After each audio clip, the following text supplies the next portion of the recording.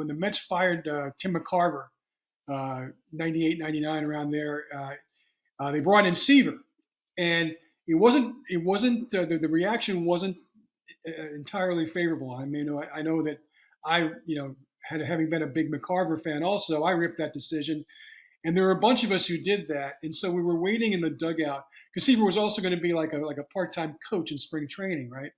And so the day he was supposed to arrive at Port St. Lucie, there were a couple of us, TJ Quinn, me, Tom Keegan, a few other guys, who had killed him, when the move happened, and we're waiting there in the dugout, waiting. We're gonna have at it. And then he shows up late, so now we're really ticked off. We're like, this guy doesn't no idea what he's in for. And there comes Tom. He walks in the dugout. He's got the 41 uniform on. He says, "Who wants to have a catch?" And me, Quinn, and Keegan were like, "Pick me, pick me, pick me!"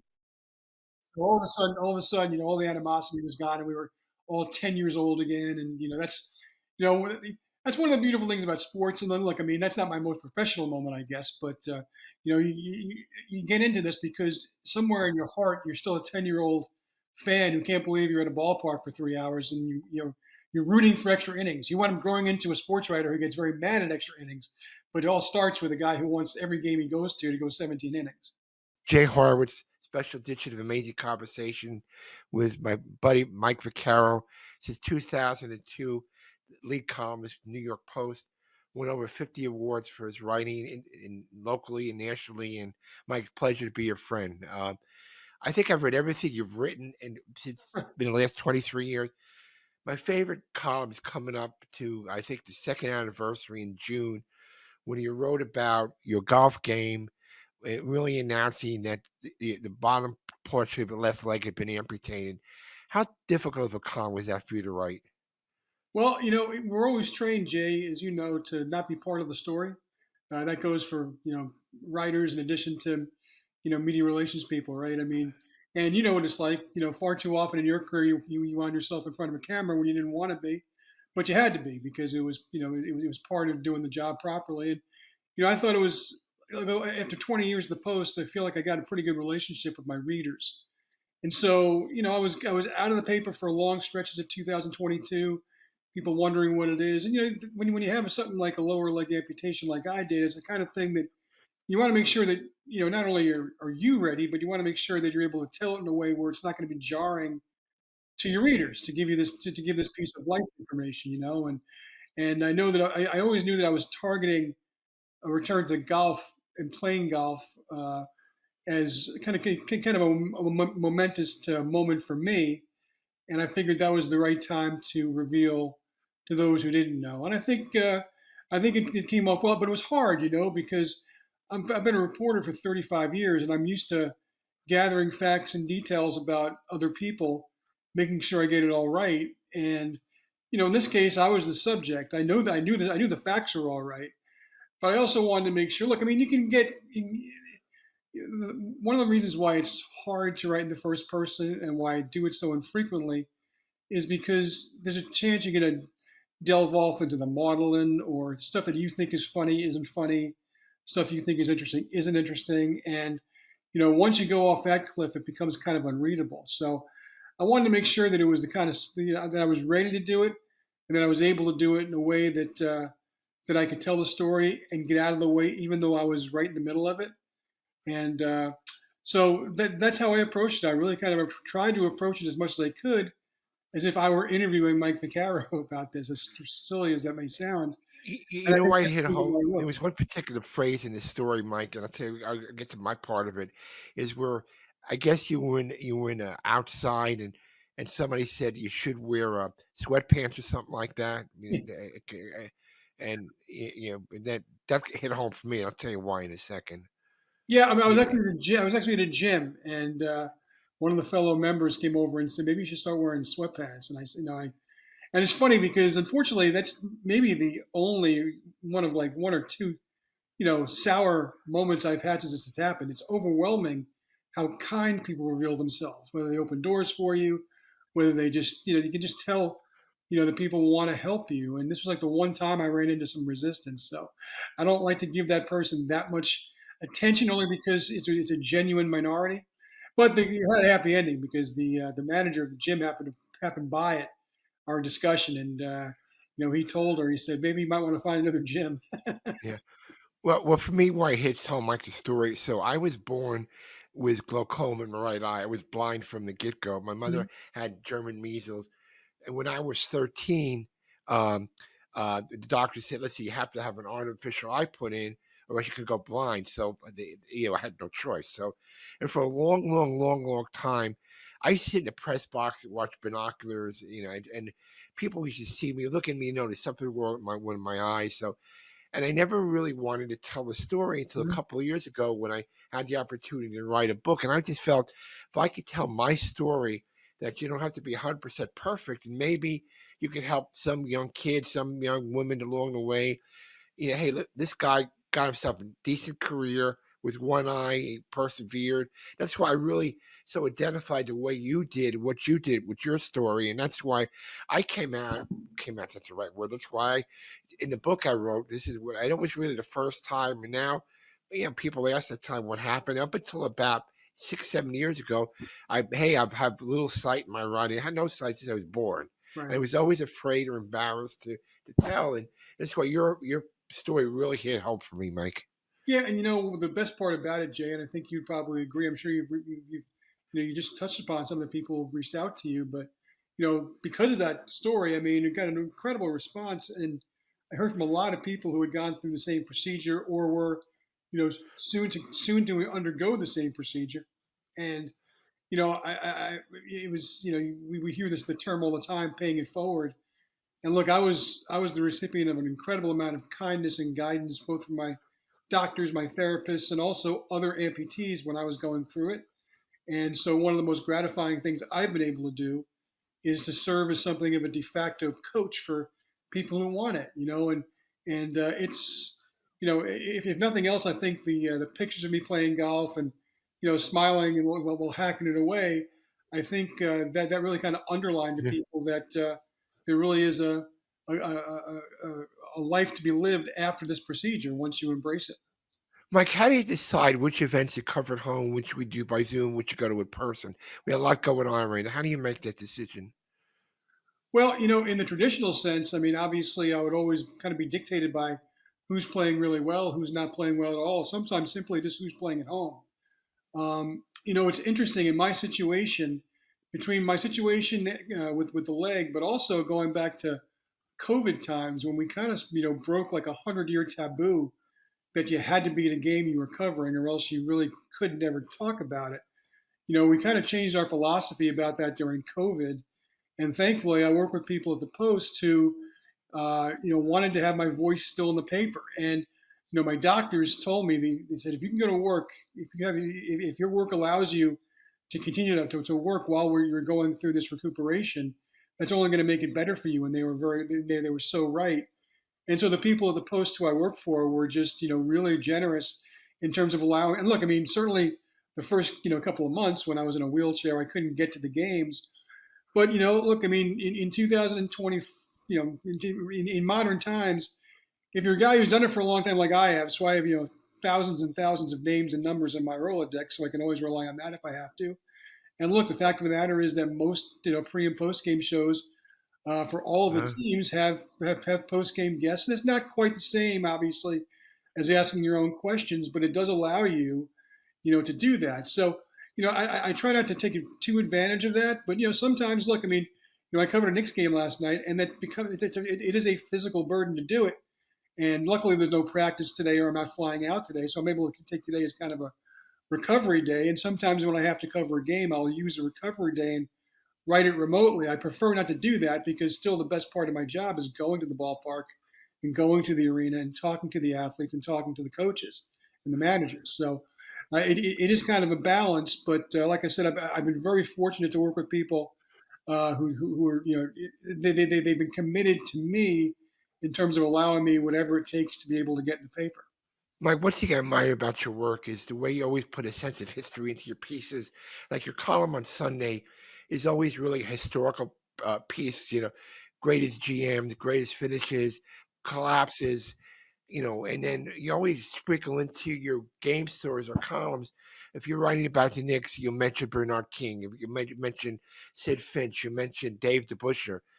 how do you manage to do just to draw upon all your experiences to work the historical part of it into the current day stuff? You know what, Jay? I mean, one of the reasons I'm so fortunate to do the job that I do is that I really do enjoy sports. I mean, I know a lot of guys reach my age and they're like, they get a little weary of all the games and all the athletes, and the gap in ages becomes such that you don't have any relation to these guys anymore. I'm just the opposite. I mean, I care more about sports now in terms of recording them and being able to write about them anyway than I ever have before. And part of that is, sports didn't start in 1989 when I first started my career. And it certainly didn't start in 1967 when I was born. I mean, sports has been going on forever. And if you're willing to read up on it, it's out there. There's more ability to read old archival newspapers now than ever before, which certainly helps broaden your understanding of not only what history was going on, but also what it was like in the moment. It's one thing to read a book about the 69 Mets. It's another thing to go and read the Post and the Daily News and the Times from every day of the summer from 1969, right? And I just think that it gives you a broader understanding. And so I think it just allows a richer storytelling ability if you have some background in these teams. And look, I grew up in New York, and in my house we didn't root necessarily for teams. We rooted for New York. We had our partial team. We never had a Subway Series growing up or a Subway Super Bowl growing up. So my father's idea was, you root for New York. I mean, I was kind of disabused of that when I went to college or high school, and all of a sudden you had to pick a side. But and because of that, these are the teams I write about now. So I happen to know, stuff that happened with the Giants in the '60s. I know, even though I wasn't around for it, and I think that helps inform some of the stuff I do now. I think it does. No And, question. what's that? No question. But the Yeah. Sunday column is basically a historical column, right, Mike? Well, I mean, I tend to do a lot of my strictly history based stuff there, just because it's. I kind of talk about. I like to refer to the Sunday column as my talk radio column. I just kind of pick a subject and go on for 800 words, and hopefully I get to the end and it's still coherent. And to me, and it's not just history, but like you said, I do a lot of lists. Who are the what are the 5 loudest crowds you've ever seen? What are the 7 best baseball finishes you ever saw? And what I like about that is that really generates. Everybody's got an opinion about lists, right? You can never get the perfect list. And so, invariably, I wound up writing the next week a little bit of a follow up. Here's what these readers had to say. Here were their suggestions. I did a thing a couple of weeks ago about the most unbreakable attainable records, which is kind of a complicated way of saying, not Cy Young's 511, but what else, will probably not get broken, but could. And I mean, I must have gotten 40 different replies from hundreds of people. And that tells you probably hit on the right subject, even if it means that you excluded things that they think should be included. And after 35 years, only 25 years doing it at the Post, 23 years doing it at the Post, I think I have a good enough relationship with most of my readers that they understand that this is kind of a two-way thing. I'm going to tell you my opinion because it's my column, but I'm certainly willing to listen to yours. Mike, go to current day for a second. Juan Soto's gotten off to not a bad start, and whatever kind of start. Can you put in perspective? You've seen Mike Piazza get booed here. You've seen Carlos Beltran get booed here. How would you compare, the 3 guys? And this is a tough market to break into, Sure. right? With Soto's money contract, but it's not all that unusual for a high-paid guy to get off to a rocky start. And maybe it's not all that rocky now. And it's not just a Mets thing. I mean, don't forget, Aaron Judge got booed last year in April, which is hilarious to think about, right? I mean, Derek Jeter got booed here. Joe DiMaggio got booed here. Mickey Mantle got booed here. So it's not just a Mets thing. It's a New York thing. You can go to the other sports. Eli Manning got booed here. Joe Namath got booed here. And I don't want to say it's a rite of passage, but look, I mean, I don't think New York is necessarily the impossibly tough town that I think a lot of outsiders think we are. But I think, look, I think we demand accountability, and I think that's the big thing. Now, look, I think Soto has been saved and rescued by the fact that the Mets are 16-7 right now. So, and also, besides Pete and Lindor, I mean, really nobody's hitting that great yet either. So they're doing it with pitching, which is, as you know, is a familiar old song around the Mets. Look, I mean, he's too good a player to be like this all year. But look, Carlos Beltran's a guy who's going to go in the Hall of Fame probably next year. And, you and I watched him every day in 2005, his first year with the Mets, and he really did struggle all year. It was a tough year. He bounced back. In the next couple of years, he was, one of the best players in baseball, which is what the Mets thought they were getting, and what they got, they wound up getting. But it's a hard adjustment. It is a demanding town. It's not playing in St. Louis. It's not playing in San Diego. It's not playing even in Los Angeles, a big market where I think they're a lot more patient and a lot more maybe detached with their opinions in the stands in the papers. So, but I mean, I think he's going to be fine. But yeah, it was actually it was like the third or fourth day of the season when I got my first email from a reader saying, when can I start booing Juan Soto? And I said, well, if that's what you want to do it now. You wrote about it last Sunday. I remember the Yeah, I column mean, was Sunday. Yeah. If that's what you want to do, go ahead. I mean, we can have a whole different conversation about the word boo. I mean, I've always thought it was funny. I mean, I don't know about you, Jay, but I've gone to a lot of sporting events in my day, and especially when I was younger, and it never occurred to me to actually yell boo at somebody. That's what you did at Halloween, But Yeah. I get it. I mean, you get me. Look, I mean, and look. Here's what I'll say: fans are allowed. They pay their money. They pay billions of dollars to park and billions of dollars for a hot dog and God knows what for a ticket. As long as they keep it, within reason and they're not, scatological and really ugly or anything else, you're allowed to say whatever you want to say. And I think even ball players will tell you that they make a good living because these fans care enough. They care enough to boo. They care enough to come, but they also care enough to boo because it matters to them. And I always had, I always had this discussion with the past owners of the Mets who would always get, they would just be, sometimes they would just be so flummoxed by fan reaction. And I said, you don't have to worry about it when they boo. You have to worry about when they stop booing and they stop caring. And that's when you have a problem. And that's what the Knicks had, for 15 years. People would still come to the games, but, it was dead. No one cared. It's when they stopped caring that it's a problem. Mike, I've been a football giant fan since 1958, from like 63 to 78. The place was just awful until George Young came, and I was there through the planes flying overhead. What do you think of the Lindor, the way he's transformed himself from the first year where he had some problems with the media, and to now where he really can't do anything wrong, and they play my girl every time he comes to bat? Well, I think the best part about it to me is that he's kind of given a blueprint to a lot of athletes as to the fact that just because you come here and you don't succeed right away, in time you can actually win the crowd by just playing to your talent and not letting it bother you. I mean, I think he had that incident early his first year with the thumbs down thing. And it was the very next year when he had a terrific year. That was his first really good year the year after. And I remember writing that that's something that Julius Randle could learn from because Julius Randle had his own problems with Knicks fans and had his own thumbs down situation. He did. He bounced back and had a really good, year and a half until he got hurt and then traded. But it's really a great lesson for athletes that just because you have a tough start, you can turn it around. I mean, the sad part about Beltran is that I think ultimately Mets fans would have been the same way with him. He just happened to take strike three, and a lot of them can't get over that. What a pitch that was, Mike. I mean, I don't think Ted Williams could hit that pitch. Who's going to hit that ball, Jay? No one's going to hit that ball. Yeah, and what really impresses me about Francisco is his understanding. He reads the room so perfectly. And look, I think toward the end of last year, I think some people were getting a little bit like, as caught up as they might have gotten with the Mets. There's some home run celebrations later on that seemed to be a little bit over the top. And there's Francisco hitting maybe two of the five biggest home runs in Mets history within a couple of years of each other, within a couple of weeks of each other. The last day in Atlanta. And then obviously the grand slam against the Phillies. And what did he do? He hit it. He watched it. He tried it. He didn't do anything other than just do his home run trot. And I know I got a little blowback from some younger readers, like, you're just a grumpy old man. You don't want celebrations. Let him celebrate. I'm like, you know what? You can celebrate if you want, but I'm also allowed to have my personal preference. And my personal preference is a guy who acts like they've been there before. And that was so impressive, I thought, with Francisco. And I think that really resonated a lot with Mets fans. And look, when you have a moment like that, when it matters, I think he's there. He's in forever, because, and same thing with Alonso. I think that was one of the, I'm not going to say that Pete would be in San Diego if he hadn't hit that home run off Devin Williams, but that's a forever moment that was going to be hard to part with. It was going to be hard to play this year. Let's be honest.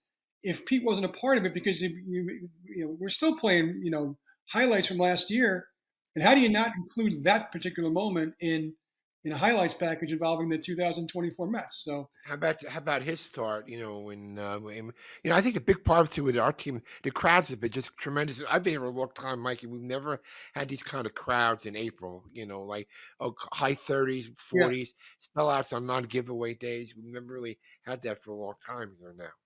yeah, and look, I mean, look, you were working for the team then. I was rooting for the team then. For the '86 Mets were a unique brand of New York team. That was probably the team. Maybe the '70 Knicks kind of come close, or maybe the '94 Rangers a little bit, but it was they not only played well and thrived to. You can't even imagine a team like that existing in another city because it was such a product of the energy of the city and an energy of the fans, and that's what that's what the '86 Mets were like. That's what like I said, the city, the sainted '70s Knicks teams were like, and I mean, obviously this team is not to May 1st yet, so you don't want to get jump to too many conclusions. But they do seem look. They're playing so well at home, and I remember there have been some years when the Mets have even been good, when people wondered if maybe Citi Field was a disadvantage because for various reasons, and the fans' attendance situations were always a part of it. But this team seems to love to play there. They really started to get that, I think, in the second half of last year, where they really Citi Field really became a home field advantage. And look, what we've seen, both in 15 and last year, is that when the Mets are cooking in October, the Citi Field is as fun a place to watch a game as there is any sport. I mean, the Garden is still maybe number one to me, but Citi Field is rapidly gaining. Unfortunately, the new football stadium isn't quite what Giant Stadium was, and there hasn't been a lot of football to make Yeah. people loud and happy. But and certainly Citi Field is rising in its term in its status as a real fun place to watch an important game. Before I go back to history, say I want to bring up one of your favorite guys, Tom Seaver, Mm-hmm. one of my favorite guys. Pleasure, I got to know him. I know we had tried at one point for you to write a book about Tom. It never worked out. But why was Tom Seaver a favorite of yours? Well, look, I mean, I was born in 1967, so he debuted at the Mets, I think, 4 months after I was born. And when you grow up at a certain time, regardless of what era we're talking about, there's going to be guys that are just the heroes of your youth when you're just discovering sports. And for me, I was lucky enough that those four guys really, were Tom Seaver, Joe Namath, Clyde Frazier, and Dr. J. That's not a bad foursome to have. I mean, No, not bad at all, Mike. and then, Not and then bad. also had the fact I grew up on Long Island, so I mean I was 13 when the Islanders won the first of their four state Stanley Cups. So these are the teams that and the players that you wind up having a lot of affinity for. And look, I mean Seaver was ours, and he was great. And my father would always make a point of when we would make our 2 or 3 trips a year to Shea Stadium, whenever he could, he would make sure it was a Seaver game because he was also a fan. And look, I mean, his departure was such a, it happened when I was 10 years old, and it was, I say, I guess it speaks to a fortunate upbringing when I can say that was the darkest day of my childhood. And and I still, sometimes get night sweats. I talk about this with Howie Rose every now and again. It still doesn't seem real. Um, but and I was lucky enough, as you were. I mean, it's funny. The very first interaction I had with him professionally did not go well. And Tom, he can be prickly sometimes, and he didn't suffer. Yeah, he could have been. Yeah, He he didn't could suffer be. fools, and if you asked him a question that he thought was stupid, he was gonna react that way. And I don't think I asked a stupid question, but he thought it was dumb. And look, it didn't go well. But subsequently, I think thanks in large part to you becoming a kind of a mediator between us, I really did develop a nice relationship with him where I could call him. Even if I was going to use him for a story, I was going to be able to get his insight if I was writing about a pitcher. Who better to ask about a pitching than Tom Seaver? It's like asking, the Russell Crowe character in A Beautiful Mind about math, right? I mean, Yeah. it was a genius level understanding. And one of the things I think I really appreciated about Seaver as he got older is that I think as he got older, he really began to appreciate more just how many people there were like me, who he fundamentally touched because he was a great player, whose experience as a sports fan was made invariably better because we rooted for him. And so, and I think I said this the day after he died in the column I wrote, is that he never disappointed me. I always gave him a pass in that first interview I was talking about because I was a kid.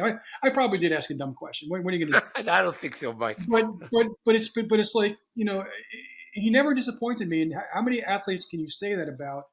And he was terrific. I mean, one, so to speak, but also I was glad that Bill Madden wrote the book he wrote about him later on. I think he did a really good job in terms of capturing who Tom was and what he meant to the city and to the city's baseball landscape. And I miss him. I wish he was around the last couple of years to talk about a couple of interesting teams the Mets have had, and he always had interesting opinions. And Jay, if I can tell this story, this was funny. You'll probably remember this, but when the Mets fired Tim McCarver, 98, 99, around there, they brought in Seaver, and it wasn't the reaction wasn't entirely favorable. I mean, I know that having been a big McCarver fan, also I ripped that decision, and there were a bunch of us who did that, and so we were waiting in the dugout because Seaver was also going to be like a part-time coach in spring training, right?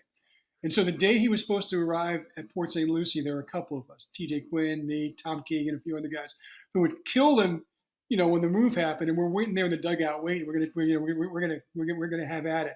And then he shows up late, so now we're really ticked off. We're like, this guy doesn't no idea what he's in for. And there comes Tom. He walks in the dugout. He's got the 41 uniform on. He says, "Who wants to have a catch?" And me, Quinn, and Keegan were like, "Pick me, pick me, pick me!" So all of a sudden, all the animosity was gone, and we were all 10 years old again. And you know, that's one of the beautiful things about sports. And then, look, I mean, that's not my most professional moment, I guess, but you get into this because somewhere in your heart, you're still a 10-year-old fan who can't believe you're at a ballpark for 3 hours, and you're rooting for extra innings. You want him growing into a sports writer who gets very mad at extra innings, but it all starts with a guy who wants every game he goes to go 17 innings because he doesn't want to go home. Before we go, I want to think about you, Mike, is your loyalty to your college, St. Bonnie's. Who's a higher profile graduate, you or Wojo? Oh, Woj is. I mean, well, especially because now he's actually, helping to increase Bonaventure's profile and his brand. I mean, some of the players he got involved with this year and were able to attract to Bonaventure for next year. It's going to be very exciting. It's going to be a very exciting time next year. But Woj and I, we broke in together. I mean, I'm 2 years older than him, and I was the editor of the paper when he was a freshman. And he was on campus about 15 minutes, and he knocked on my door. And this was after a long college night, which is the way I'll leave it. So I wasn't in the best frame of mind. And I opened the door, and he flung over his hand and said, "I'm Adrian Wojnarowski, and I want to write for you." And I said, "All right, well, see you Tuesday at the meeting." And I slammed the door in his face. But it wasn't long thereafter that he and I became terrific friends. And Yeah, I admire what he's doing too. yeah, Hey, Mike, you're a good friend. I know Mr. Your column. I admire your perspective, your history sense, and everything. And I admire what you did. Again, it really relates to my process story, why I did what I did. And like I said, maybe I'm sure a lot of people got some great inspiration from what you did. Maybe what I did maybe influenced somebody too. So again, thank you for your time, Mike, and look forward to seeing you soon. Well, our years of friendship have always been one of the great parts about my job, Jay. I'm glad I was able to be in your orbit and be in your world all these years, and it's been fun. And I hope we get to do it for a lot more years to come. I appreciate it. Thanks for your time, Michael. I'll Thanks, see you Greg. soon. Be well.